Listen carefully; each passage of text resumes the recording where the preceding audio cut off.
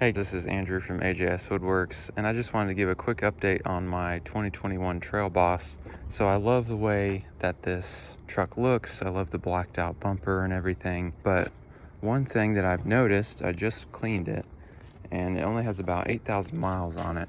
And one thing that I've noticed is that with this black bumper, if you get hit by any rocks or anything, it chips extremely easily. So you can see here, there's a big white mark there because the bumper underneath the black paint is like a light gray white. So there's another chip right there, and you can see just how much that stands out.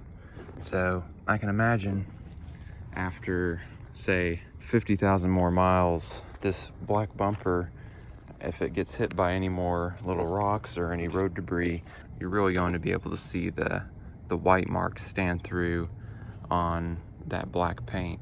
So that's one thing that I've noticed so far on this truck that is not the best.